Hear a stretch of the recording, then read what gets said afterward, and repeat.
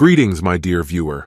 This is a channel about marital infidelity and about the consequences if one spouse starts to cheat on the other. If you, as well as I do, support true family values and condemn cheating, then subscribe to the channel and give this video a like. Let's get started. Hey, I'm Sophia. The first time David kissed me, it was beneath the bleachers after football practice, a moment so intense that even now, I can still feel it. His hands, unsteady but gentle, framed my face, and the crisp scent of freshly cut grass clung to his practice jersey. That was 4 years ago. Back then, everything between us felt electric, overflowing with possibility. Now, at 21, I find myself more engrossed in my phone screen than in his company. The excitement that once defined us has faded into a routine so predictable, it barely feels real. Our Friday nights, once spent on spontaneous road trips in his beat-up Corolla, splitting a basket of fries at the all-night diner on 5th Street, or sneaking kisses in empty parking lots, have become evenings of silence, our faces lit only by our screens, the television droning in the background. Even our kisses feel mechanical, as though we're merely going through the motions of a relationship we no longer recognize. Last weekend, over coffee at our usual downtown cafe, I confided in Camila about how distant David and I had become.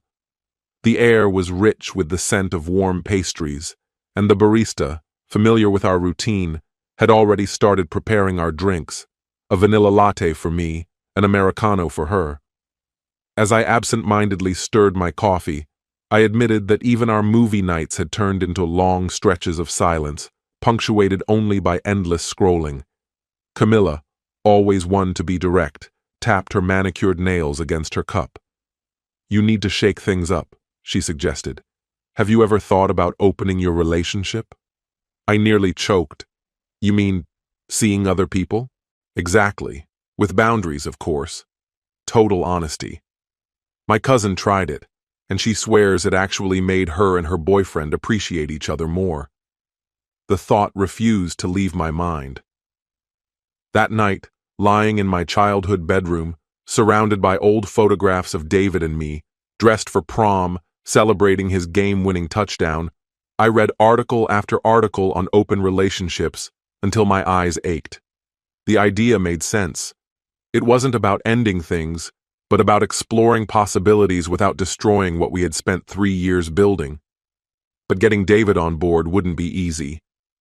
Over the next week, I wove the idea into casual conversations, over lunch at the campus cafe, in the hallways between classes, curled up on his parents' couch. "We're only 21, I reasoned. Shouldn't we see what else is out there before we make any big decisions? His deep brown eyes clouded with uncertainty, but I kept pushing. Over slices of pizza at Mario's, our favorite spot since sophomore year, I painted a picture of adventure, of broadening our experiences while still holding on to each other. This could make us stronger, I promised. It doesn't mean we love each other any less.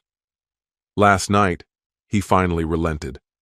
Sitting in his car outside my apartment, the streetlight casting soft shadows across his face, he let out a long breath and tapped his fingers against the steering wheel. "If this is what you really want," he murmured. Relief and excitement bubbled inside me as I leaned in and kissed him. "It'll be great," I assured him. "You'll see." But now, looking back, I wonder if I ignored the hesitation in his eyes, if I was too focused on what we could gain to realize what we might lose. Hey, I'm David. When Sophia first mentioned opening our relationship, I thought she was joking. We were in my basement, sprawled across the same worn-out couch where we'd spent countless nights since high school, the faint scent of my mom's fabric softener still clinging to the throw pillows. Everything felt normal, until she spoke. It was like someone had rewritten the rules of a game I thought I understood. I tried brushing it off, but she kept bringing it up. Over burgers at Danny's, where we'd been eating since we got our driver's licenses, she pressed the idea again. Our usual booth by the window felt strangely smaller that night. During our Wednesday study sessions at the library, her voice echoed between the quiet aisles. Not about assignments, but about freedom and new experiences.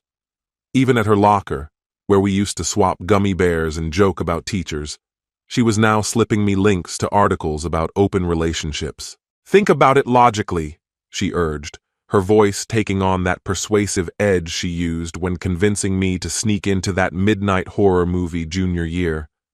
We're too young to be tied down. Aren't you curious about what else is out there? But I wasn't. I liked the way we were.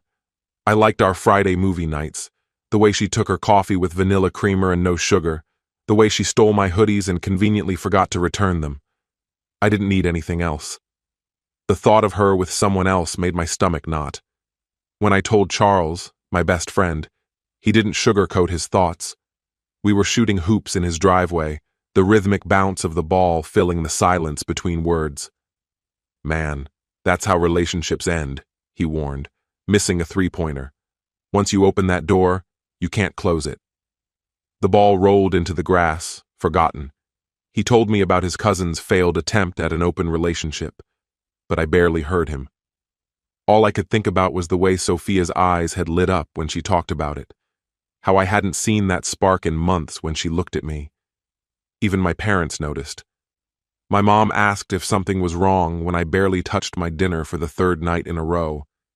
I wonder if she saw what I did, that something between us had already started slipping away. Dad always turned our weekend ritual of working on the car into an opportunity for life lessons. This time, his wisdom revolved around relationships. But how could I explain that the girl I'd spent years loving was ready to see other people? Every time Sophia brought it up, my resistance weakened, like watching a crack creep across a windshield. Subtle at first, then splintering beyond repair. Her logic had taken root in my mind, though I couldn't tell if it actually made sense or if I was just too drained to keep pushing back. Last night, I finally gave in. We sat in my car, parked in front of her house, the same spot where 2 years ago I had first whispered, "I love you." The streetlight caught the gold flecks in her green eyes as I swallowed the lump in my throat and forced out a single word. Okay. Her face lit up like I had just given her the world, but all I could think about was how ours was shifting. As she walked toward her door, a memory resurfaced, our first date at the carnival, when I'd been too nervous to hold her hand on the Ferris wheel. Now, I had just agreed to let her be with other people, and the thought twisted my stomach worse than any ride ever could. That night, lying in bed, I stared at our prom picture, her in a blue dress that matched my tie, both of us grinning like we had life figured out. Was this the beginning of the end? And if it was, had I just been too scared of losing her to say so? It's Sophia. Dating Alexander from accounting was effortless at first. Coffee breaks turned into shared lunches, which led to evenings spent together. He was polished, tailored shirts, sharp haircut, a cologne that lingered even after he left. It felt like stepping into the pages of a romance novel. No baggage, no complications, just raw attraction. Our first kiss happened under the dim lights of the parking garage. It wasn't like kissing David. Alexander was precise, controlled, self-assured in a way that made me feel more sophisticated, more grown up. When he invited me to his apartment, things unfolded quickly, like we were acting out a fast-paced scene from a movie. Everything was technically perfect, yet when I lay tangled in his silk sheets afterward, an unsettling emptiness settled inside me. That's when I started missing the little things about David. The way he'd absent-mindedly twirl my hair while we watched TV. How he always remembered to ask for extra pickles on my burger, even though he despised them. The way he laughed, genuinely, unrestrained, a sound I realized Alexander never made. Last week, during dinner at an upscale restaurant, I found myself glancing at my phone, hoping to see David's name. The meal was elegant, the kind of place David and I would have saved for special occasions, where we'd joke about the tiny portions and over-the-top descriptions on the menu. But with Alexander, it felt sterile, more like a business meeting with the added complication of intimacy. That's when it hit me. This wasn't freedom. It was loneliness masquerading as independence. Yesterday, I finally decided to tell David I wanted us to go back to the way things were. I planned it carefully. Our favorite spot by the lake, the golden light setting the scene like a moment from our favorite romantic films. "I think we should be exclusive again," I said, my heart pounding. His response shattered me. "I've actually been enjoying this," he admitted. "I've been seeing Camilla Miller." He hesitated, then continued. "And Jessica from chemistry, and Scarlett from Spanish club." Each name was a knife to the gut. These weren't just random girls. They were part of our history, girls who had been there when we fell in love, who had toasted us at prom. My stomach clenched as he kept talking. "They're not just casual flings," he said, his voice steady. "I've actually been connecting with them." The setting sun cast everything in a deep crimson as I sat there, feeling like the biggest fool alive. While I had been playing at being an independent, sophisticated woman, David had been building real relationships with people who understood where we came from. The jealousy was suffocating, pressing down on me like a tidal wave. I had assumed he was at home, waiting for me. Instead, he had learned how to live without me. This wasn't how it was supposed to go. He was supposed to be waiting, not moving on. "Hey, it's David again." When Sophia first suggested an open relationship, I thought it would be unbearable. The first few nights were brutal. I lay awake, picturing her with someone else, my stomach in knots. Then, out of nowhere, Camilla Miller sent me a message on Instagram. She wanted to grab coffee, catch up. I almost said no. She had always been in our friend group, but we'd never been close. Something made me say yes. Loneliness, curiosity, maybe both. We met at the old diner where Sophia and I used to hang out. Camilla was different from how I remembered, more self-assured, funnier. Conversation flowed effortlessly, hours slipping away as we talked about everything and nothing. She recalled details about me that Sophia had long since forgotten. My dream of restoring classic cars, my obsession with vinyl records. When she kissed me in the parking lot, it felt natural in a way I hadn't expected. Then there was Jessica from chemistry. A chance run-in at the library led to study sessions that turned into something more. She shared my love for obscure sci-fi novels, a passion Sophia had never quite understood. Suddenly, I wasn't just passing time until Sophia came back.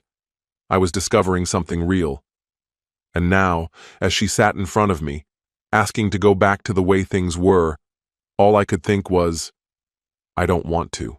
Scarlett from Spanish Club resurfaced in my life at a mutual friends gathering. Amid casual conversation, she suggested we practice our Spanish together. Our study sessions, however, often drifted into English, filled with discussions that uncovered parts of myself I had long buried. Each new connection in my life has illuminated something different within me. With Camilla, I rekindled long-forgotten passions. Jessica helped me embrace my quirks, showing me that my nerdy interests were not something to hide but to celebrate. And Scarlett? She listens in a way that makes me feel genuinely understood, something I hadn't realized I'd been missing. Since reconnecting with them, I've returned to the gym, joined a classic car restoration club, and picked up my old guitar again.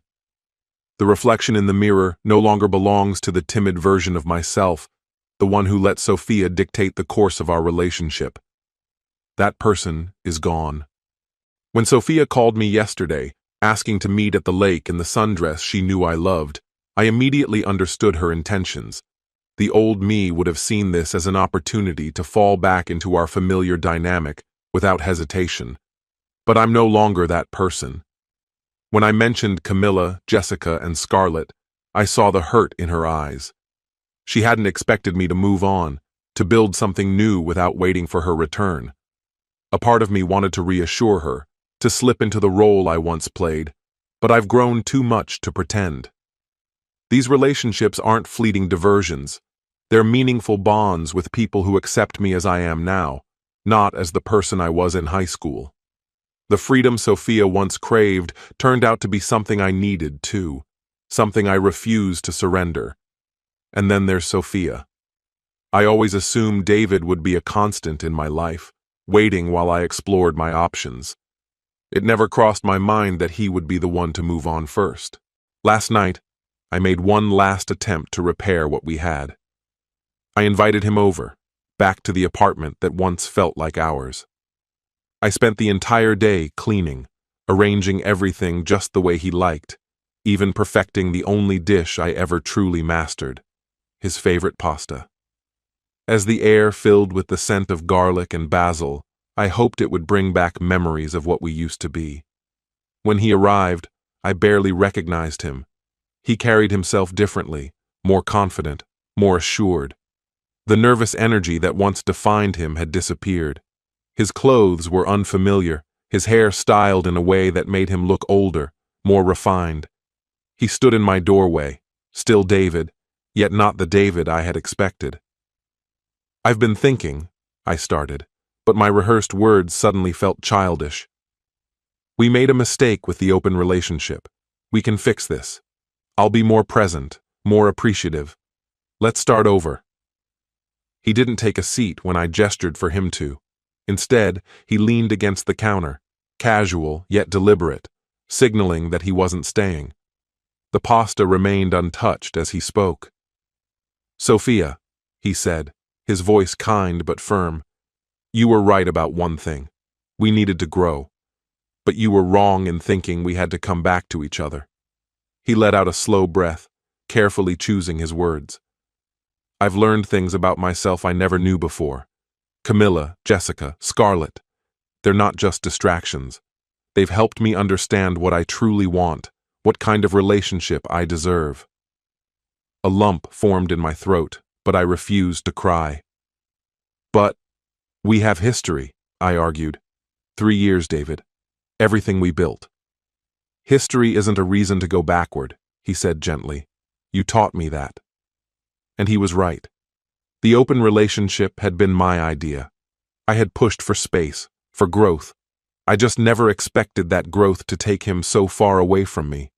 He straightened, preparing to leave, and I saw it, the undeniable transformation. He was no longer the man who once molded himself around my needs, who bent over backward to keep me happy. He had become someone new, someone I had inadvertently helped shape. "I've chosen to be with Camilla," he said, "exclusively. It wouldn't be fair to her, or to you, to pretend otherwise. Maybe it's best if we cut ties, a clean break." I sat motionless as he stepped toward the door. I wanted to stop him, to remind him of everything we had, every inside joke, every late-night conversation, every promise whispered in the dark. But the way he carried himself, steady and resolute, told me it would be pointless. The boy who once clung to my every word had become a man who knew exactly what he wanted. And it wasn't me. When the door shut behind him, I remained in the kitchen, surrounded by echoes of a past I could no longer reach. The photos on the fridge stared back at me, snapshots of a love I had let slip through my fingers. One by one, I took them down, each memory cutting deeper than the last. The hardest part isn't losing David. It's knowing that I was the architect of my own heartbreak. I pushed for an open relationship, convinced it would fix what was broken. Instead, it exposed a truth I wasn't prepared to face. David found his voice, his confidence, his independence. And I found myself alone, left with the shattered pieces of something I had destroyed with my own hands. They say to be careful what you wish for. I wished for freedom, adventure, change. And I got all three, just not in the way I had imagined. Now, as I sit in this silent apartment, staring at a plate of untouched pasta, I realize something I had been too blind to see before. Some changes cannot be undone. Once a door is opened, it doesn't always close again. And sometimes, the one who plays with fire is the one who gets burned the most. My friend, and this is the end of the story. If you liked this story, then put your royal like and subscribe to the channel. May the force be with you.